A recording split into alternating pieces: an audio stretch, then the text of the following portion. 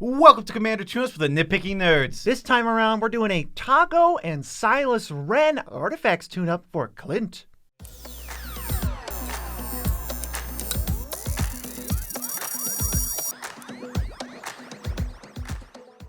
I'm your host, Joe Cherries. I'm your host, BZ, and that makes us the Nitpicking Nerds, bringing you daily Commander content. If you want to subscribe, great. I've never asked anyone to do that in like a year and a half. But if you want to support the channel, go to Patreon. There's a link in the description. It's the best way to do it. Yes, you can literally support us directly. If you want to support us indirectly, you can use one of two links. First, tcgplayer.com. Go there, buy the magic cards you were going to buy anyway, and guess what? What? The Nitpicking Nerds get a kickback, and you spend $0 extra. All you have to do is start with that link. What's the other one, BZ? I mean, that sounds pretty good to me, but also there's a Dragon Shield link, so if you want to buy custom sleeves from the source, regular sleeves, binders, bunch of different stuff, you can go to the link in the description for them, and then we get a kickback when you start with the link. Also, did I mention they're the best sleeves in the multiverse? Good sleeves. What's a Commander tune-up? Commander Tune-Up is where we take your patron-submitted deck, and under your restrictions, we make the deck however you want it. We make it as good, thematic, or whatever we feel like, because we're the nerds, and we tune it up our way. You get your own video. When you get your own video, when you use the Patreon, which is Patreon. Okay, so for this video, it was Silas Renn and Toggo. Now, the restrictions for this deck are budget. Well, there is no budget overall, meaning we can really spend any money we want, but no individual card can be over $10. He also wanted us to stick with a treasure theme / aristocrats of artifact aristocrats theme. Yeah, Toggo and Silas Renn obviously care about artifacts, but let's read them entirely. Silas Renn is 1 blue-black for a 2/2 with Death Touch and obviously Partner. When he hits a player, you get to cast an artifact from your graveyard. And then on the other side, we have Toggo, who is 2 and a red for a 2/2 with Partner. Landfall, get a rock. This is an equipment that you can use to throw at things to deal 2 damage. I think if we're going to take roles, I am definitely the Silas Renn and you're definitely the Toggo. I'll take the Toggo. I'll throw a rock at your head. Not even an insult, just that's facts. I would very easily be able to defeat you. I die to a rock. Like you die to a rock? You also die to a rock. So if I were to somehow cast a rock from a graveyard. You can't get a rock. I have the rocks, and the rocks don't go to the graveyard because they're tokens.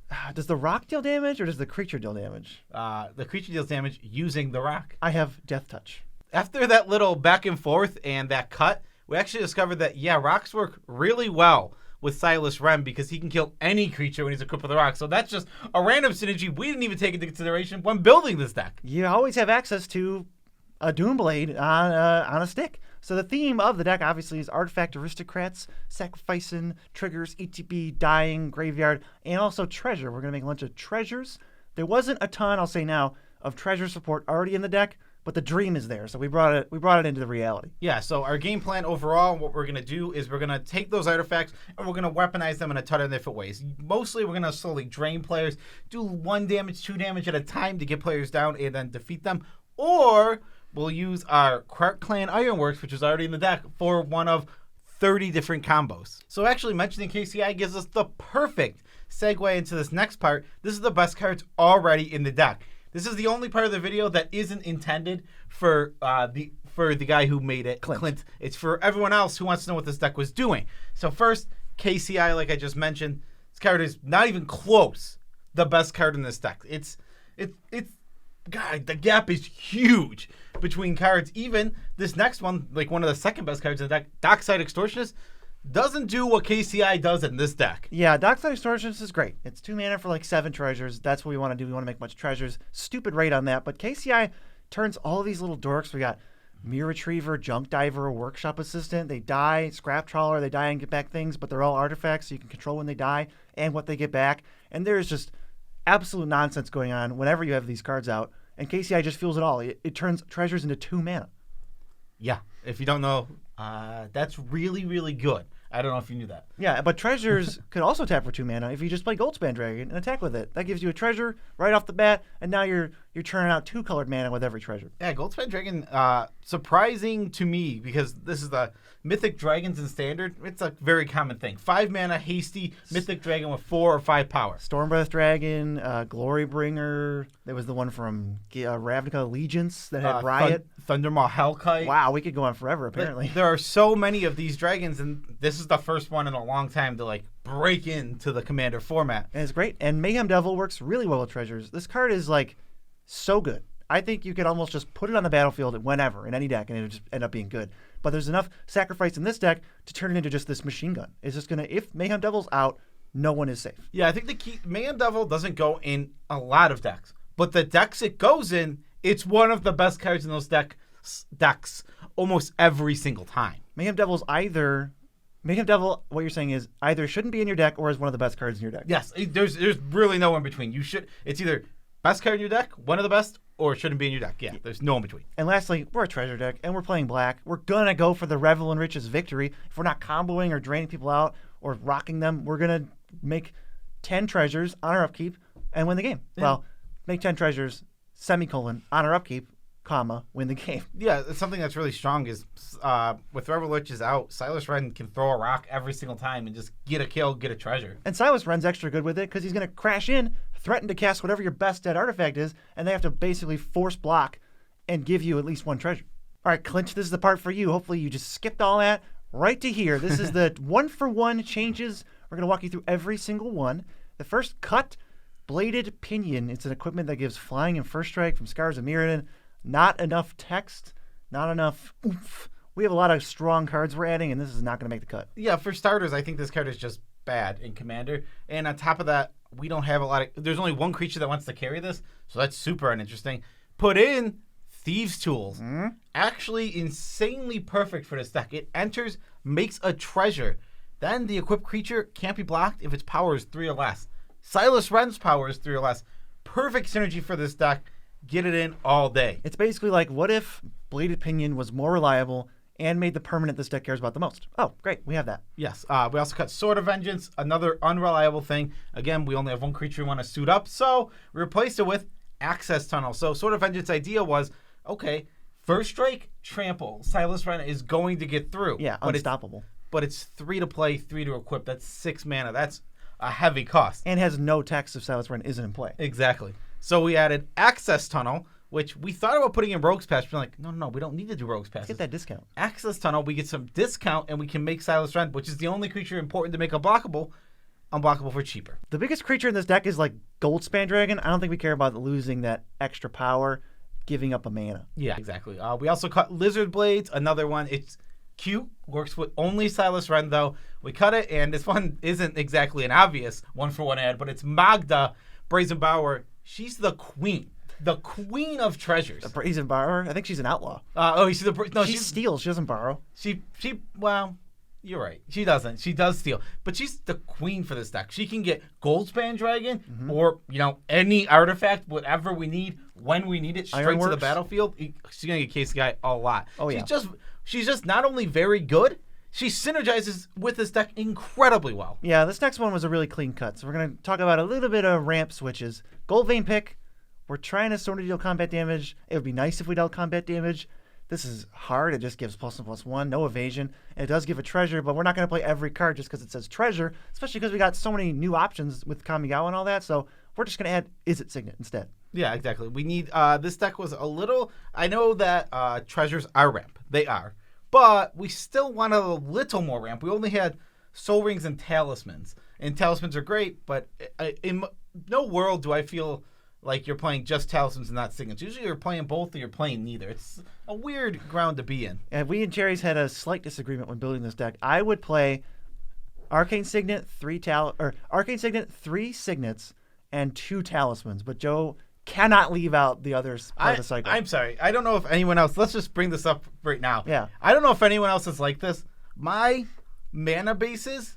Now, my mana bases, in order for me to break parity, the deck has to really, really... the most insanely obviously way you need me to break parity on my mana base, it kills me. Yeah, yours are... They're technically almost all incorrect, because if your deck is 60% green, 40% blue, you're dead even. Yeah, most of the time. I mean, my Elena Alana deck did actually break the barrier for me. Oh no! Where I put like 4 or 6 forest and 3 mountains, but that killed me. It killed me inside. But now the guy who says you always talk about Helena Elena gets vindicated. He didn't even make it 5 minutes. No. All right, we gotta keep going. Moon Silver Key. It gets Croc Clan Ironworks. It gets a Signet. It gets a basic land if you want to cry yourself to sleep. We don't really like this card even in this deck, so we're going to put it Rakdos Signet in. Yeah, exactly. Just put Rakdos Signet. I mean, I get the synergies with Moon Silver Key and Silas Renn, but you're not getting any discount on this card. It's just not very good. What if you just played Ramp and got Ramp every time? Yes. Instead of getting a basic land. And we actually cut a card that is Treasure Maker, and it's Treasure Map. BZ has tested it, and he hasn't liked the card, so we just kind of cleanly cut it for a Dimir Signet. I play this card a lot, and I want it to be good so bad. And it is just so slow. I mean, late game, forget about it. You're never doing it. And early game, it's just like so tough. I'm like, I can't do this on turn 3, 4, 5. That's not what I can afford to be doing. So there was this random little discard theme in the deck, and it felt really out of place. So we kind of just cut the whole thing out. And like, yeah, I understand the synergy.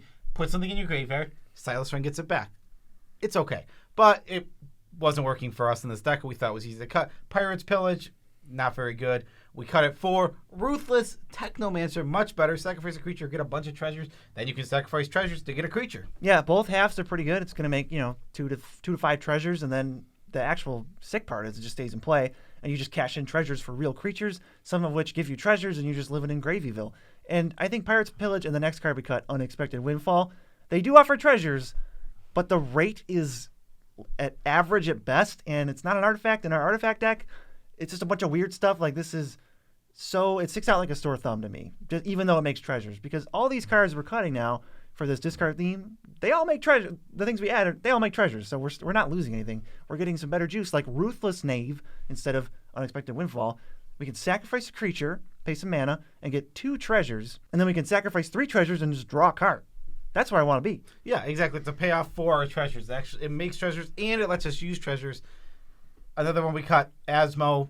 The discard theme's completely gone, and there wasn't even. I don't think there was enough to defend having this card in the deck to start with, so it's completely out. Just easy cut for us. Added Undercity Scrounger. Perfect for the aristocrats. We're trying to make a creature die every turn, so we can always tap this and just pump out treasures. I mean, this is a really interesting rate, because a creature that just taps to make a treasure is cool. Yeah, it is. We also, because we cut Asmo, we cut Underworld Cookbook. That's an obvious No-brainer. 1-for-1. Or obviously we're getting that out. And we added Grim Hireling, which is just in our price range. $9.50. Just in our price range, and it's perfect for this deck. We want to sneak through Silas Renn as it is. And he's going to get through, and now he's going to make us treasures to cast whatever he can cast now. Perfect synergy for the deck. I don't know why Grim Hireling is just like pumped up to 11. Like you can make 6 treasures of combat if you sneak enough things. This is so crazy. Oh, sneak in a junk diver. 2 treasures, please. Thanks. You know what? I just figured out where the signet that I cut would have been. It would have been a Quicksmith Genius, which you wanted to cut. So we ended up cutting Quicksmith Genius. It's kind of neither here nor there. We don't have enough discard payoff, so I think it's fine to cut. But we had a Storm the Vault, which has the combat damage thing. We'll take it, but we're just going to flip this immediately into Tolarian Academy and live the dream. Yeah, exactly. Flipping it is not hard in decks designed to flip it. It's really, really simple. And this can just get you 3 treasures per combat, again, if you're sneaking through enough guys. Yeah, we have the artifact lands, too. It's like a free 2 artifacts out of 5. I will say about Quicksmith Genius is I don't think without graveyard synergies that card is good. I think is almost bad without graveyard synergies. I don't know. It's a lot of rummaging for no mana. I want to test it out more. The next cut is Karn, Scion of Urza. I understand that it makes a really beefy Karn struct, but the typical Planeswalker value is not what we're interested in. You probably shouldn't play Karn unless you really need the Karn struct. Most decks really don't care, and this deck does not need a beefy 10/10. We've got plenty of aristocrat stuff going on. Get them out, and we put in Foundry Inspector because it helps cheat all of our shenanigans and make everything run smoother. All our artifacts cost 1 less. So, yeah, so to start with this, for the Foundry Inspector, before we get to the next 2 ads as well, there was Enthusiastic Mechanaut in this deck. And I think if you want one of these effects, you want all of these effects. There is a solid 4, good. If you're blue-red, you got 4 options. There's 4 good options that you can go with. So I think if you want one, you want them all. So next we cut Karn the Great Creator, who I think is just a horrible commander card. I honestly, I don't think it's good at all. It wasn't even. We weren't even playing Michael Synthlatis in this deck for the 2-card combo kill. We're not fans. So I'm never going to play Kind of the Great Creator. And we added Ethereum Sculptor, just another way to reduce our artifacts. Yep. Next, we got Tribute Mage. It gets all the 2-drops, but mostly those are signets. And if I'm getting Tribute Mage, Moonsilver Key, Kark Clan Ironworks, I'd rather just not waste my time with that, even though it eventually produces something good. We're going to play Joyrus Familiar and just churn through our deck, cast a million things, draw cards, make treasures, do it again. All our spells are free now. It's worth noting that if you can have Foundry Inspector, Mechanaut, and like maybe Ethereum Sculptor, or just to say for the point of this, you have all 4 in play.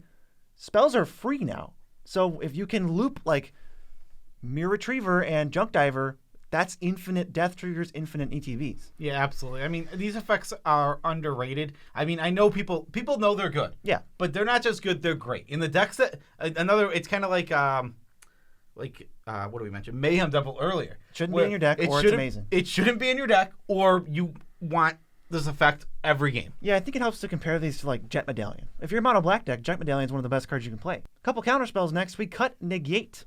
Yeah, we just had a spell swindle. We went with Synergy. Yeah, this costs a lot more mana, but the potential and the ceiling is much higher. Our deck can do a lot with treasures. So yeah, holding up 5 is a lot. It really is, and it's going to hurt sometimes.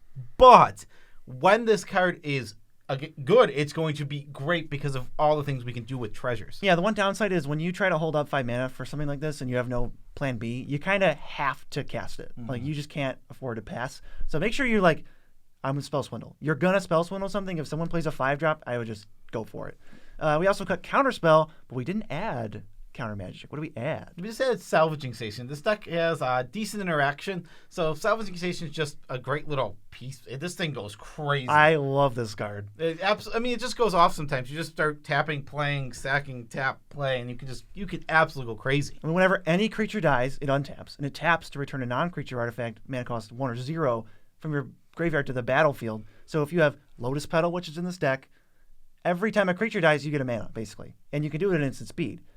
You can just keep sacrificing Lotus Petal in response to the untap triggers and just keep doing it. Same is true for like a card that will cantrip. Every time a creature dies, you draw a card. And it's just a bunch of different options and all this different stuff. And I love this card. It spins wheels. It's a very spin wheel card. We also cut a Braid from the deck. Fine card, not bad at all, but we needed a cut, and we ended up putting in its place Prismari Command. Much better. I've been very impressed with this card. It essentially does the same thing, but it can do both. It can do deal 2, and it can destroy an artifact, or it can make a treasure, or it can loot. This card is just very good. It's a very good commander card, and if you care about the treasure, you especially want this card. We care about like every mode. I mean, we're not trying to discard everything, but we'll take it to put something in the graveyard for Silas Renn every once in a while. Sick card. Now, this kind of works well with Salvaging Station and kind of nothing else. It's either Spellbomb. You can sack it to cantrip, or you can sack it to unsummon a creature. We're just going to play Chromatic Star. We're not going to mess with any of that. We're just going to get mana, card draw, basically make our deck one less card. Yeah, exactly. It's perfect for this deck. This is going to be part of some combos potentially with like KCI and all that kind of stuff. Salvaging Station loves this card. Yes, and we cut Baleful Strix. It kind of, slightly fits because it's something that's worth sacking, but it's not great. Just do Commander Sphere, same kind of thing. We're just going to throw it in the graveyard, sack it, get rid of it, trigger all of our artifact payoffs. If you're on the combat version with all those equipments, maybe you want Baleful Strix back in. Treasure Cruise. We want artifacts in our graveyard. We're not the best at putting stuff in there, especially when we cut the discard, so this has to go along with that stuff. And we're going to play Keskit, who actually also puts artifacts in the graveyard, so it's like the opposite. And whenever you tap them, it's like a little treasure cruise. You draw 2, and then you put the artifact in for Silas. Yeah, I'm a big fan of this card. In decks, any aristocrat-style artifact deck like this. Or creatures sometimes. I just think Keskit is absolutely amazing. I think he's more medium with creatures, because sacrificing 3 creatures is a lot. There's a lot of useless, stupid artifacts that you can just get rid of and get stuff off of. So I'm a big fan of Keskit. Yeah, there's more Chromatic Sphere artifacts than little dorky creatures. Yes, very true. We also cut Thirst for Knowledge. Kind of fit in the deck, but in its place, we added a card that's a little better. Which one's better? It's actually Bolas' Citadel. This not only is good in the deck, it's not only a staple of the format, it's not only a card I can put in any black deck I ever make, but it's also extremely synergistic. Because we can just build up a huge board, tap, sack 10 artifacts, trigger Marionette Master 10 times, and deal 10 to each opponent. It's really sick. Mayhem Devil loves this card. We can take advantage of the card draw, and at almost any time, if we have Bolas, Citadel in play, we're going to be able to activate it. Treasures are everywhere. I love this a lot, and I just want to sacrifice a bunch of creatures and artifacts with Salvaging Station in play, trigger it a million times, and just go ham. So you might have noticed earlier we added an access tunnel while taking out a non-land card. This deck was at 28 lands. That is CEDH levels. We are not that competitive. We are not that low on the curve. We need to add lands. We got it all the way up to 34, so some of the adds the cuts. Got rid of Thoughtcast. Okay card, but we have Thought Monitor. That's a real card. That is a magic card. That I love Thought Monitor so much. Thought Monitor is an insanely strong magic card, and we added in its place Buried Ruin. Just a land. This is a free roll if you can afford a cardless land, and we absolutely could. We are aristocrats, but Disciple of the Vault is the worst one. He's low man on the totem pole. We got like 5 better options. Only pinging 1 player every time. Not good enough. Mayhem Devil can shoot down creatures. It's every time they sacrifice any permanent, it counts the other players. And Reckless Fireweaver hits everybody at once, so it's 3 damage instead of 1.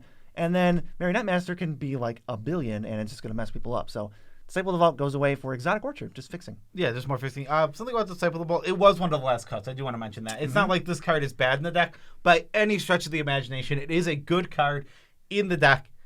But I would say there's probably like 200 cards that are good in this deck. You got to make cuts somewhere, because actually we cut another card that I would say is good in the deck. Dockside Chef.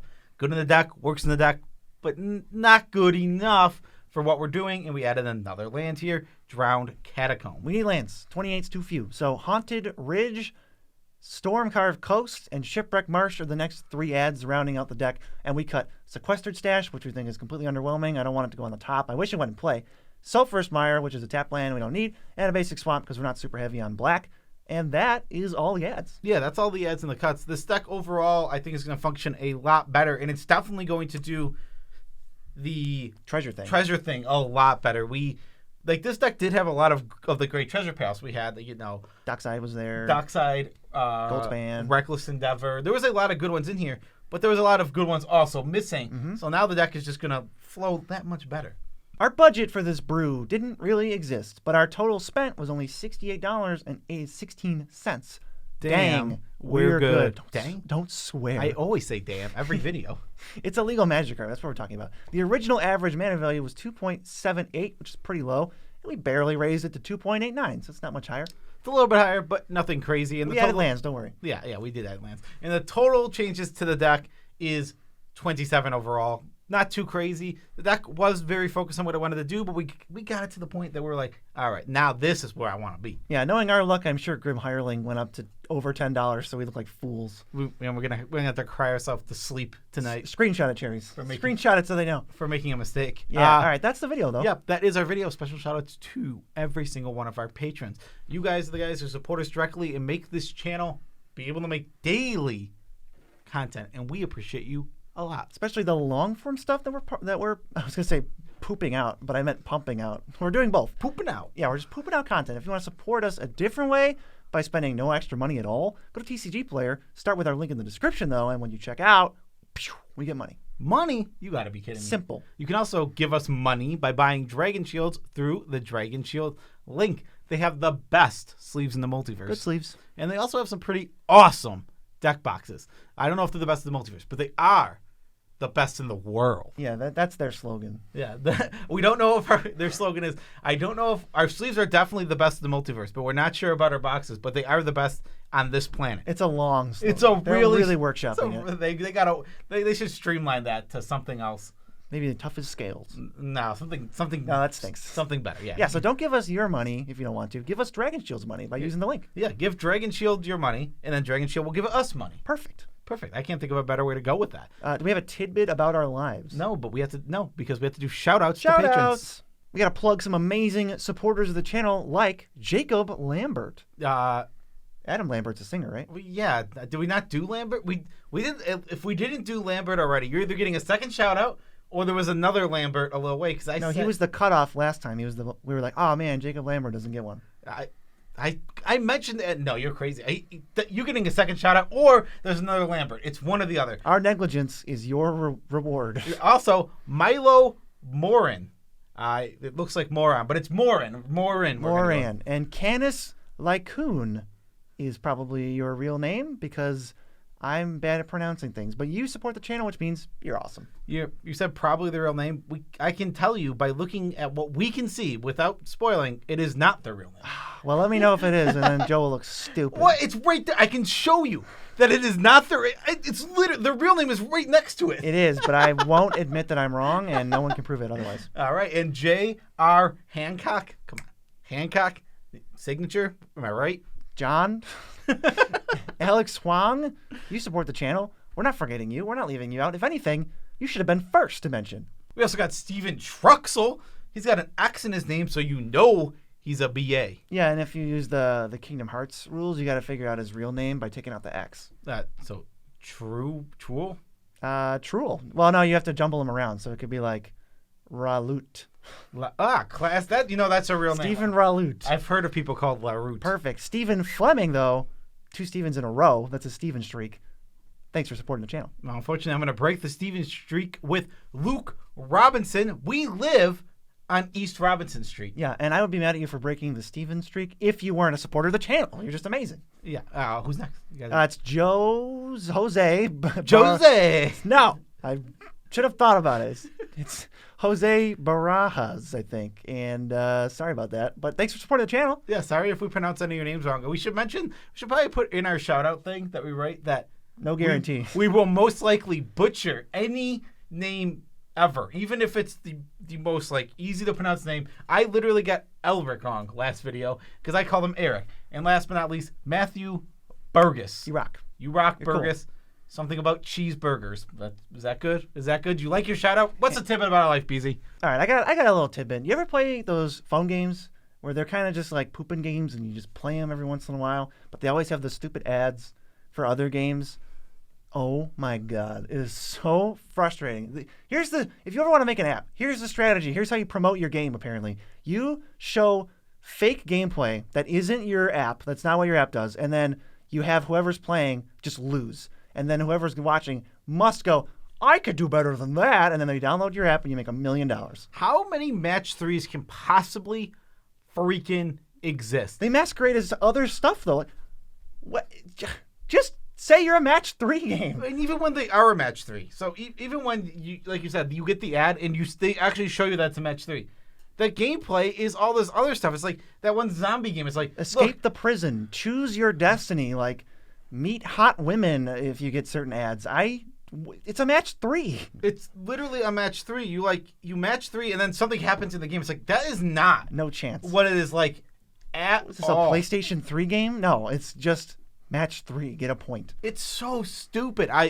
They literally lied to you. So the real question is, because we're ranting and raving about this, have you ever downloaded one of those games thinking it was something else and got a match 3? Right. I did it with Fishdom. Did you get catfished by a match 3? I thought it was like one of the first times I'd ever got one of these ads. It was Fishdom. It was that one. Right. Specifically. Where you drag the fish to another fish and it eats it? You gotta solve puzzles and it's like, oh, okay, so you gotta you do this way and then you do this way. Oh, okay. And you gotta pull the right pull. And it was an interesting concept. And it's a concept that if it was expanded on into a full game, seemed like a cool idea. Oh, don't get me started on the pull the pin to release whatever's against the pin. But it's a match 3, and you never do that. We should probably end this. This could be a whole episode. This could be a whole episode. Actually, that's what I was going to say at the very end here. Do you ever, in the future, want to have the Joe and BZ podcast where we just rant about this stuff? This would be an episode. I mean, yes, we could literally... I mean, if we weren't trying to streamline this, I could talk about these crappy match 3s forever. They're absolutely awful, but we got to go. Peace out, Tribe Scouts.